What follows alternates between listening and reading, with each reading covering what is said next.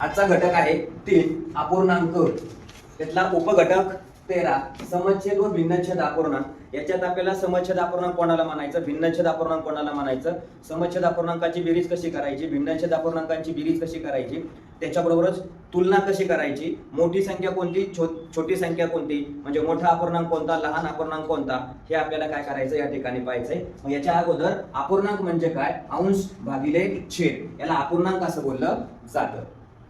आता अपूर्णांकाचे दोन मेन प्रकार आपल्याला या ठिकाणी पाहायला मिळतात। ते दोन प्रकार म्हणजे एक समच्छेद अपूर्णांक आणि दुसरा भिन्नच्छेद अपूर्णांक। आता समच्छेद अपूर्णांकामध्ये अपूर्णांकाचा छेद जो आहे तो छेद समान असतो। उदाहरणार्थ 2/4 3/4 हा जो छेद आहे हा 4 काय आहे, समान आहे, आणि म्हणून याला काय म्हणायचंय, समच्छेद अपूर्णांक। मग या समच्छेद अपूर्णांकाची जर बेरीज करायची ठरली तर बेरीज कशी केली जाते, 2/4 अधिक 3/4 बरोबर छेदस्थानी 4 लिहायचा आणि अंशामध्ये त्या दोनांची काय करायची, बेरीज करायची। म्हणजे 2 आणि 3 5 झाले, 5/4 ही झाली बेरीज समच्छेद। आता भिन्नच्छेद अपूर्णांकाचा छेद भिन्न, इथं बघा उदाहरणार्थ 2/5 3/6 हा छेद आहे 5 आणि 6, हे दोन्ही छेद कसे आहेत, भिन्न आहेत, वेगवेगळे आहेत। मग या भिन्नच्छेद अपूर्णांकाची बेरीज, याची बेरीज कशी केली जाते, या पहिल्याच्या अंशाला दुसऱ्याच्या छेदाला, दुसऱ्याच्या अंशाला पहिल्याच्या छेदाला गुणलं जातं, म्हणजे 2। आता बघा 2/5 अधिक 3/6 बरोबर 2 गुणिले 6 अधिक 3 गुणिले 5, छेदस्थानी 5 गुणिले 6, मग उत्तर 6 दुने 12 अधिक 3 5 15 छेद 5 36, म्हणजे 5 आणि 2 7 1 आणि 2 27/3 ही झाली भिन्नच्छेद अपूर्णांकाची बेरीज। म्हणजे असे हे अपूर्णांकाचे काय दिले, दोन प्रकार दिलेले आहेत। आता याच्यावर आधारित आपल्याला समच्छेद अपूर्णांकाची तुलना कशी करायची, ज्या संख्येची तुलना केली जाते, नैसर्गिक संख्यांची तुलना केली जाते, पूर्णांक संख्यांची तुलना केली जाते, याच पद्धतीनं या समच्छेद अपूर्णांकाची सुद्धा काय केली जाते, तुलना केली जाते। त्याच्याबरोबरच या अपूर्णांकाचा चढता क्रम आणि उतरता क्रम हा सुद्धा आपल्याला काय करायचा आहे। 13 या स्वाध्यायामधील प्रश्न क्रमांक 1 8/19 हा अपूर्णांक अंकात कसा लिहिणार। मग आपल्याला माहिती आहे अपूर्णांक बरोबर अंश भागिले छेद। मग अंश कोण आहे, 8, म्हणजे इथं कोणती संख्या येणार, 8। छेद म्हणजे काय डोक्यात ठेवायचं, रेष मारून, छेदस्थानी कोणती संख्या येणार, 19, म्हणजे पर्याय क्रमांक 2 हे या प्रश्नाचं उत्तर। आता प्रश्न क्रमांक 2 11/17 या अपूर्णांकाचे पुढील पैकी वाचन योग्य आहे। म्हणजे वाचन कसं केलं जातं, 11/17 म्हणजे 11 अंश, अंशाच्या ठिकाणी 11 आहेत, छेदाच्या ठिकाणी 17 आहेत। हे बघा अपूर्णांक बरोबर अंश भागिले छेद, मग अंश कोण आहे 11, छेद कोण आहे 17, मग यालाच वाचन करताना 11 अंश छेद 17 म्हणजे हे पण बरोबर, 11/17 11/17 हे दुसरंही बरोबर, तिसरं 11/17 हे सुद्धा बरोबर, म्हणजे पुढील पैकी 4 ही पर्याय हे योग्य आहेत, म्हणजे सर्व पर्याय बरोबर आहेत, हे या दुसऱ्या प्रश्नाचं उत्तर। प्रश्न क्रमांक 3 आकृतीमधील रेखांकित भाग कोणत्या अपूर्णांकाने दाखवाल। आता बघा अपूर्णांक बरोबर काय करता येईल आपल्याला, एकूण भाग किती आहेत ते बघायचे। खाली काय लिहिणार, एकूण भाग, आणि वरती काय लिहिणार, रंगवलेले किंवा त्याला रेखांकित भाग। मग आता रेखांकित भाग म्हणजे रंगवलेले भाग कोणते ते मोजायचे, ते 1 2 2 आहेत, एकूण भाग मोजायचे। बघा आता एकूण 1 2 3 4 5 5 आहेत, मग याच्या खाली किती येणार, रंगवलेले 2 सापडले आणि एकूण भाग किती सापडले 5, म्हणजे 2 अंश छेद 5। कुठं आहे पर्याय, पर्याय क्रमांक 2 हे या प्रश्नाचं उत्तर। इथं अ म्हणजे अपूर्णांक। आता प्रश्न क्रमांक 4 आकृतीमधील छायांकित न केलेला भाग कोणत्या अपूर्णांकाने दाखवाल। मग आता बघा ठरल्याप्रमाणे अपूर्णांक बरोबर, इथं छायांकित न केलेला सांगितलाय, छायांकित न केलेला भाग भागिले एकूण भाग, अशा प्रकारचं सूत्र आपल्याला या ठिकाणी काय होऊन जाईल, मिळून जाईल. मग अगोदर एकूण भाग शोधायचे. बघा एकूण भाग कोणते येतं, इथून सुरुवात करतो. 1 2 3 4 5 6 7 8 आहेत एकूण भाग. मग एकूण भाग 8. आता छायांकित न केलेले 1 2 3 4 5 5/8 म्हणजे 5/8 म्हणजे पर्याय क्रमांक 1 हे या प्रश्नाचं उत्तर. असं व्यवस्थित काय करायचं, लिहून घ्यायचं. क्रमांक 5 छायांकित भाग. बघा प्रश्न क्रमांक 5 आकृतीतील छायांकित भाग कोणत्या अपूर्णांकानं दाखवा. मग आपल्याला सूत्र दिलं होतं अपूर्णांक बरोबर छायांकित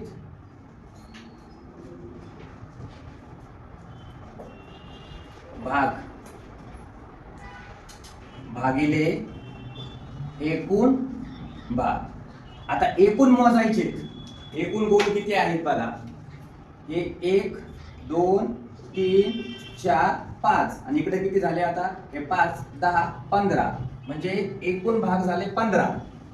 आता ह्याच्यातले एकूण रंगवलेले किती ते शोधायचे. हे 3 6 आणि हा एक 7 म्हणजे 7/15 म्हणजे पर्याय क्रमांक 2 हे या प्रश्नाचं उत्तर. आता प्रश्न क्रमांक 6 एका वस्तूचे बघा 3 समान भाग केले, प्रत्येक भाग कोणत्या अपूर्णांकानं दाखवा. प्रत्येक भाग सांगितलाय त्यांनी आणि किती भाग केले, समान भाग केले 3. उदाहरणार्थ आपण असं गृहीत धरलं हा एक भाग आहे आणि याचे किती भाग केले, असे 3 भाग केले समान. मग प्रत्येक भाग हा कोणत्या अपूर्णांकानं दाखवणार, एकूण भाग. बघा अपूर्णांक बरोबर एकूण भाग भागिले एक भाग. मग एकूण भाग किती, 1 2 3 म्हणजे 3 झाले आणि प्रत्येक भाग दाखवायचा आहे म्हणजे हा भाग झाला 1/3. हा किती झाला बघा, हा 1/3, हा पण किती झाला 1/3 आणि हा पण किती झाला 1/3. म्हणजेच पर्याय किती, 3 पैकी 1. 3 पैकी 1 म्हणजेच पर्याय क्रमांक 3 हे या प्रश्नाचं उत्तर. का तर 3 समान भाग केलेले आहेत. प्रश्न क्रमांक 7 1/3 1/9 1/6 1/8 यापैकी सर्वात मोठा अपूर्णांक कोणता. आता इथं काय केलं त्यांनी, अंश जो आहे तो अंश काय आहे, समान. मग अशा वेळेस काय करायचं बघा, समान अंश असताना, जर समान अंश असताना काय, त्या अपूर्णांकाचा छेद लहान. बघा ज्या अपूर्णांकाचा छेद लहान, कधी समान अंश असताना ज्या अपूर्णांकाचा छेद लहान तो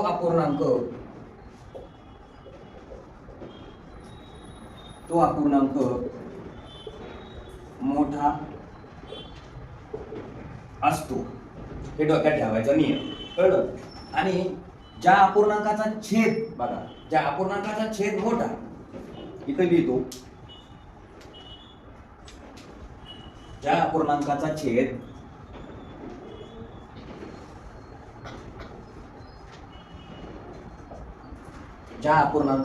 छेद मोठा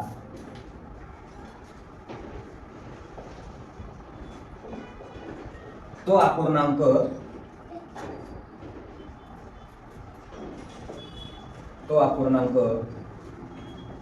लहान. हे 2 महत्वाचे पॉइंट आहेत. मग आता ठरलं तुमचं 1 1 1 अंश समान आहे म्हणजे अपूर्णांकाचा आपल्याला काय सांगितलं, मोठा. म्हणजे या अपूर्णांकाचा छेद लहान. लहान कोणाचा छेद आहे बघा, 1/3 1/9 1/6 1/8 कोण दिसतंय, 1/3 वाला. 3 हा छेद लहान आहे आणि म्हणून तो अपूर्णांक काय असणार, मोठा. म्हणून पर्याय क्रमांक 1.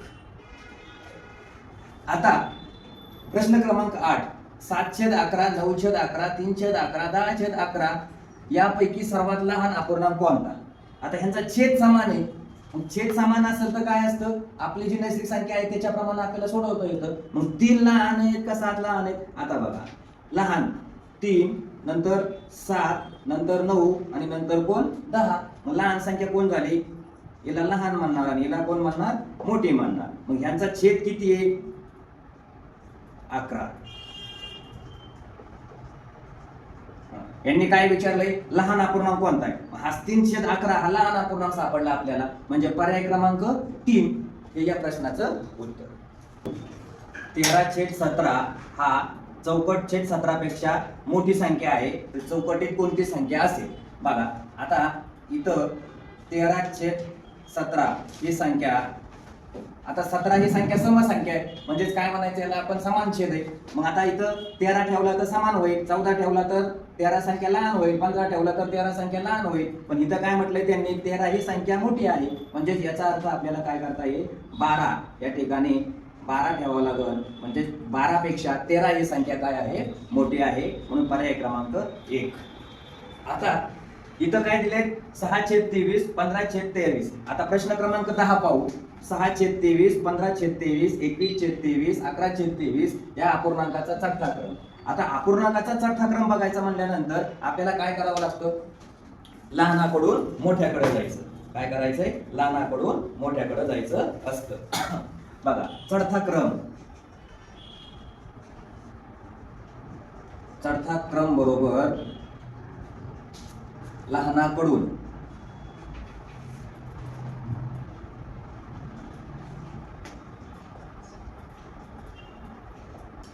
मोठ्याकडे. मग आता संख्या बघा, सगळ्यात लहान संख्या कोणती आहे ती शोधायची. छेद त्यांचा काय आहे? समान आहे. छेद समान आहे म्हणल्यानंतर 6/23. त्याच्यानंतर कोण येणार? 11/23. त्याच्यानंतर कोण येणार? 15/23. त्याच्यानंतर कोण येणार? 21/23. मग अशी संख्या पुढे दिसते बघा, 6, 11, 15, 21. बघा 6 म्हणजेच आता इथं काय? 6 11 पेक्षा लहान, 11 पेक्षा 15, 15 पेक्षा 11 लहान, 21 पेक्षा 15 लहान. म्हणजे असा प्रकारचा पर्याय जो आहे तो कुठे दिसतोय आपल्याला? पर्याय क्रमांक 2 मध्ये आपल्याला पाहायला मिळतो. म्हणून 10व्या प्रश्नाचं उत्तर कोणतं आहे? पर्याय क्रमांक 11. 7/11, 7/25, 7/33, 7/50 या अपूर्णांकांचा उतरता क्रम कोणता? हा आपल्याला या पर्यायातून काय करायचा आहे? शोधायचा आहे. अगोदर संख्या दिलेली ती बघा, या सगळ्या संख्येचा काय केलेला आहे? अंश समान आहे. काय आहे? अंश समान आहे. मग इथं डोक्यात काय ठेवायचं? इथं तुम्हाला स्टार करून एक नियम लिहून देतो. काय? ज्या अपूर्णांकाचा छेद लहान, बघा ज्या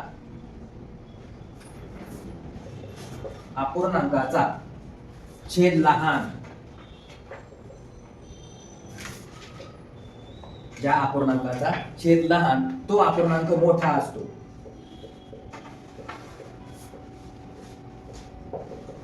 तो अपूर्णांक मोठा असतो. हे कधी? जर अंश समान असेल त्यावेळेस. आणि दुसरा स्टार, ज्या अपूर्णांकाचा छेद मोठा,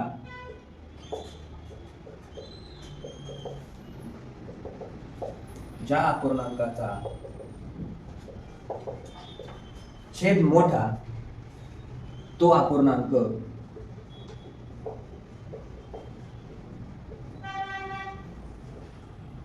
लहान असतो.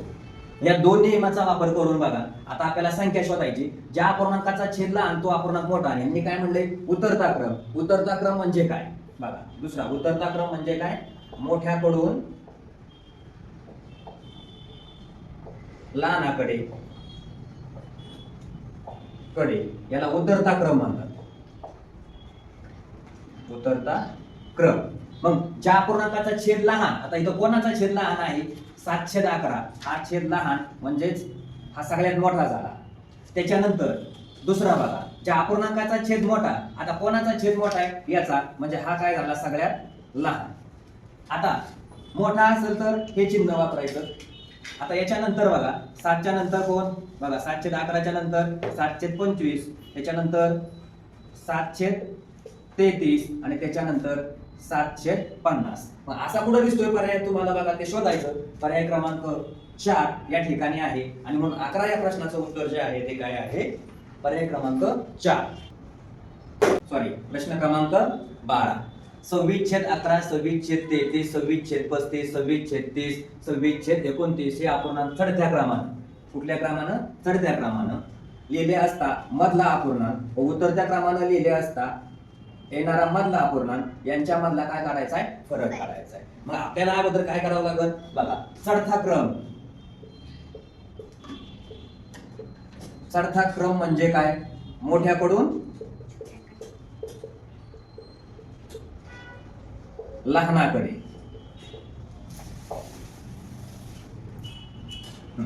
मग आता मोठ्याकडून लहानाकडे इथं 26, 26, 26 अंश समान आहे. अंश काय आहे? समान आहे. मग अंश समान असेल तर काय? मग अशी लिहून दिलं होतं ज्या अपूर्णांकाचा छेद लहान, काय? ज्या अपूर्णांकाचा छेद लहान असतो त्याला आपण काय म्हणतो? तो अपूर्णांक मोठा असतो. काय असतो? तो अपूर्णांक मोठा असतो. मग याच्यात शोधायचा आहे आता. इथं 26 छेद, इथं 11च्या ऐवजी काय आहे? 31 आहे बघा. मग सगळ्यात लहान हा अपूर्णांक आहे 26/29. म्हणजे चढता क्रम काय होईल? 26/29. त्याच्यानंतर त्याच्यापेक्षा लहान कोण? 26/30. त्याच्यापेक्षा लहान कोण? 26/31. त्याच्यापेक्षा लहान कोण? 26/33. त्याच्यापेक्षा लहान कोण?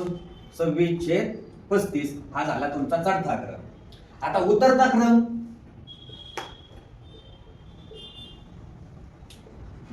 उतरता क्रम म्हणजे काय?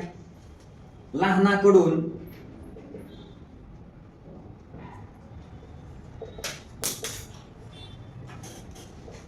मोठ्याकडे. मग इथं उतरता क्रम लहानाकडून मोठ्याकडे म्हणजे काय करता येईल? आता ज्या अपूर्णांकाचा छेद मोठा,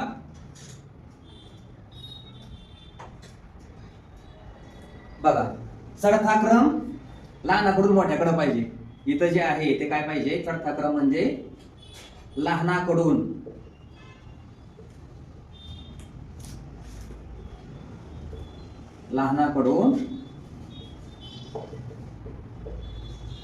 मोठ्याकडे. आणि इथं काय पाहिजे? मोठ्याकडून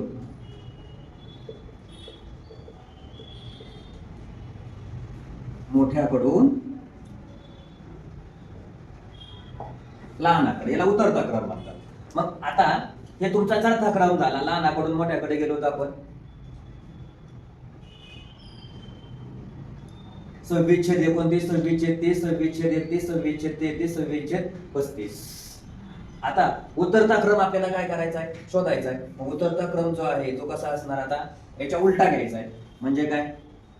26/35, 26/33, 26/31, 26/30 आणि 26/29.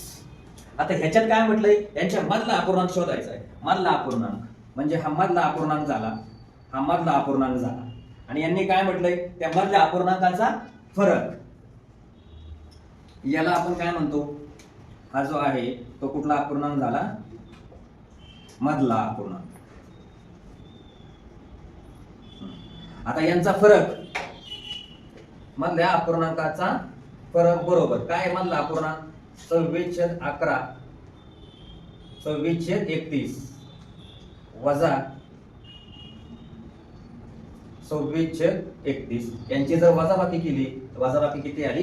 0 आली. आणि म्हणून या प्रश्नाचं उत्तर पर्याय क्रमांक 3.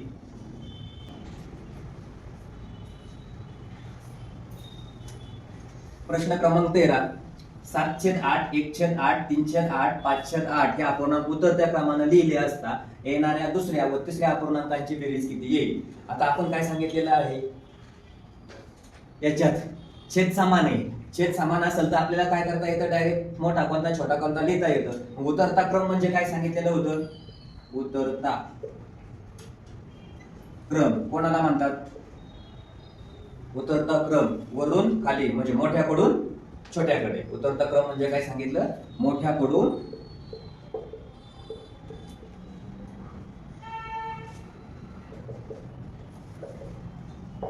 छोट्याकडे. मग आता बघा सगळ्यात मोठी संख्या कोणती दिसते? 7/8, 7/8.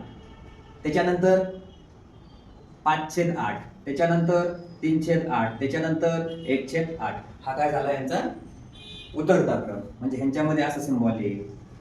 आता यांनी काय म्हटलंय दुसऱ्या व तिसऱ्या अपूर्णांकाची बघा हा दुसरा अपूर्णांक हा दुसरा नंतर हा कितवा अपूर्णांक झाला तिसरा अपूर्णांक आणि यांची बेरीज सांगितली किती येईल बरोबर. मग यांची बेरीज दुसरा अधिक तिसरा दुसरा अपूर्णांक किती 5/8 तिसरा अपूर्णांक 3/8 छेद समान आहे छेद समान असेल तर समान घ्यायचा मग अंशामध्ये क्रिया करायची 5 अधिक 3 5 अधिक 3 8/8 म्हणजे 8/8 किती उत्तर आलं 1 उत्तर किती आलं 1 म्हणजे पर्याय क्रमांक 2 हे या प्रश्नाचं उत्तर.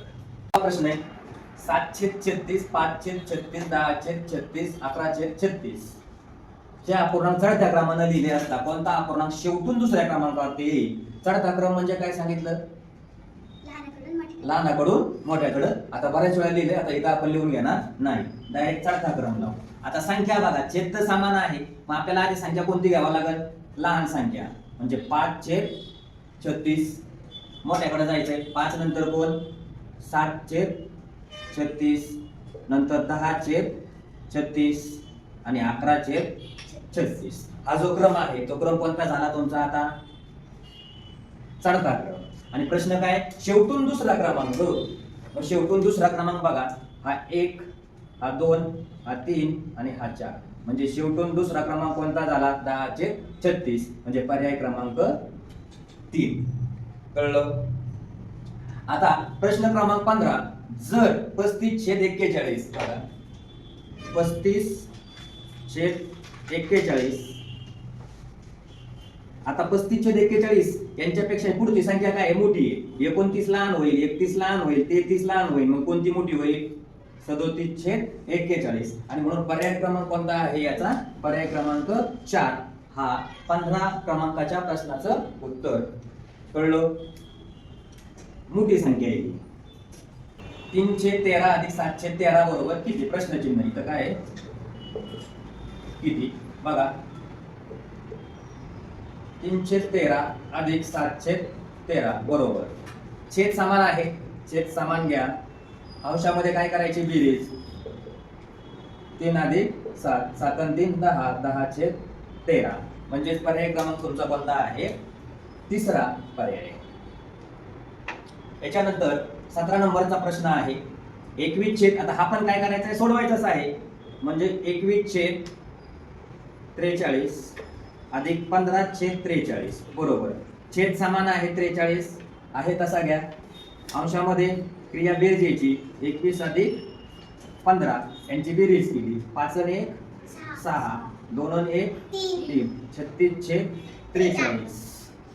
आता बघा इथं काय केलेलं आहे त्यांनी स्टारची किंमत विचारली आपल्याला मग स्टारची किंमत किती भेटली 36 म्हणजे स्टार बरोबर किती 36 पर्याय क्रमांक 1 हे या प्रश्नाचं 1/8 अधिक 1/8 बरोबर किती 2/8 2/8 अधिक 1/8 बरोबर किती 3/8 3/8 अधिक 1/8 बरोबर किती 4/8 याप्रमाणे अपूर्णांकाची बेरीज करत गेल्यास 1 येण्यासाठी 1/8 या अपूर्णांकात 1/8 हा अपूर्णांक किती वेळा मिळवावा लागेल असा त्यांचा काय आहे प्रश्न आहे. बघा 1/8 अधिक 1/8 बरोबर किती झाले 2/8 नंतर 2/8 अधिक 1/8 किती झाले 3/8 नंतर 3/8 अधिक 1/8 किती झाले 4/8 नंतर 4/8 अधिक 1/8 किती झाले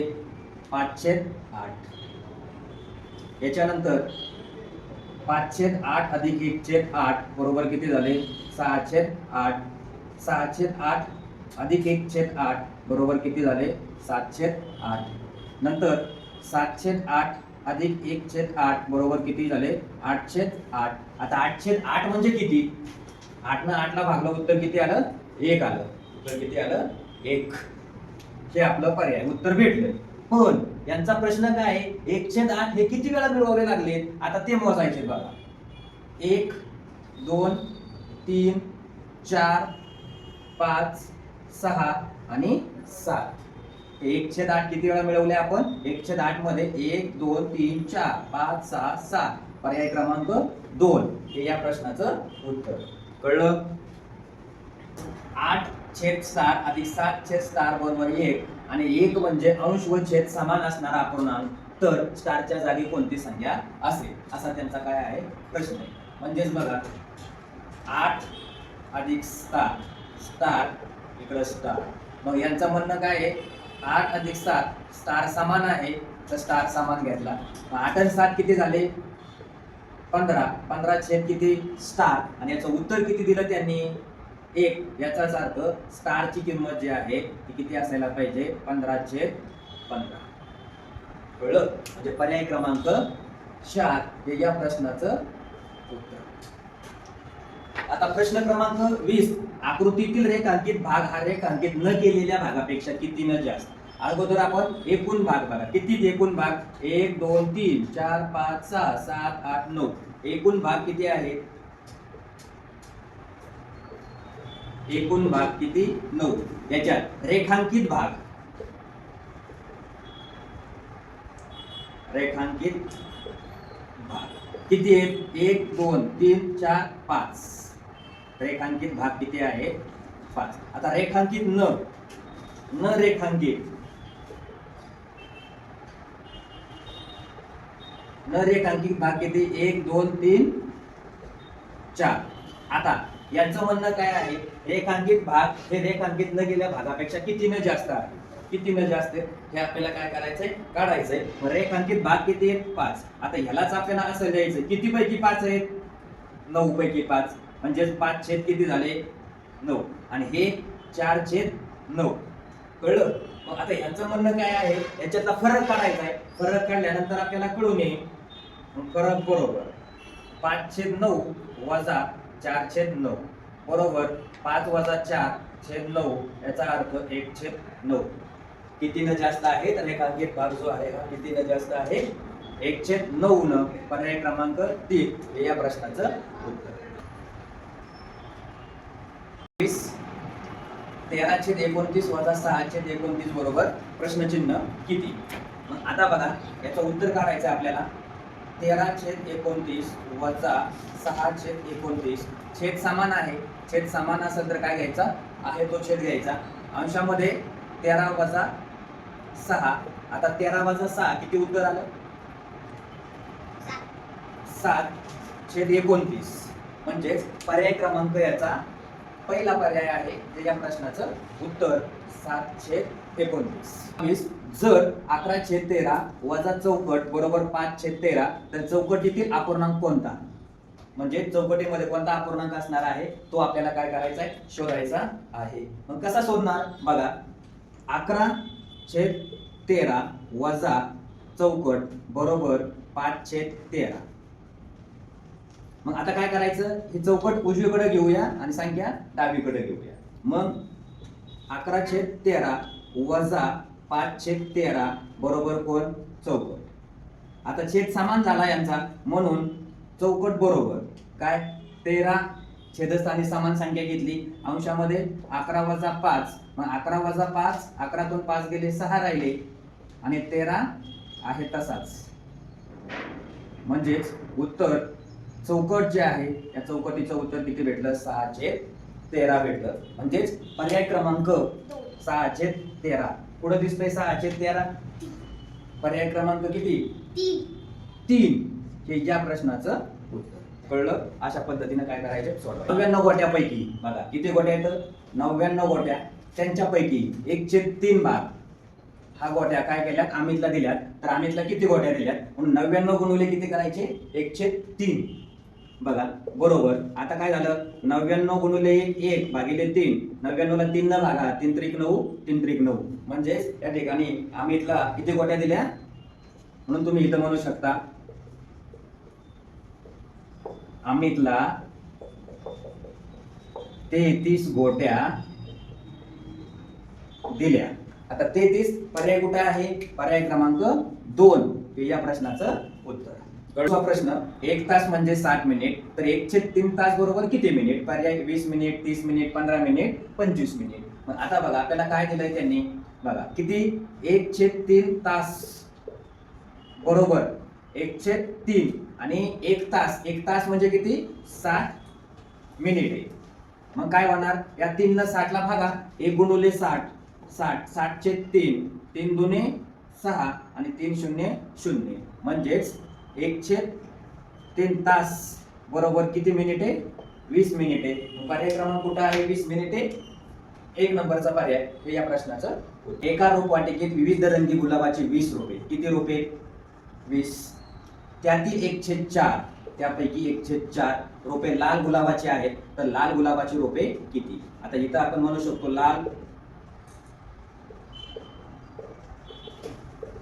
गुलाबाची रोपे काढायचे आपल्याला, म्हणजे एकूण रोपे त्याच्यापैकी 1/4 मग 20/4 बरोबर किती 5, म्हणजेच पर्याय क्रमांक कोणता 14. अशा प्रकारे तुमचा स्वाध्याय म्हणजे स्वाध्याय 13 या ठिकाणी संपला. याच्यातले 25 प्रश्न काय झालेत संपलेत. अशा प्रकारे हा टॉपिक या ठिकाणी संपलेला आहे. हा व्हिडिओ जर तुम्हाला आवडलेला असेल तर Neptune scholar academy by Shahaji Yede sir या यूट्यूब चॅनलला सबस्क्राईब करायला विसरू नका. त्याचबरोबर शेजारचं बेल आयकॉनचं बटनही दाबायला विसरू नका, म्हणजे सर्व व्हिडिओ तुम्हाला एकाच ठिकाणी पाहायला मिळतील. आणि आपल्या मित्रमैत्रिणींनी हा व्हिडिओ शेअर करा. धन्यवाद.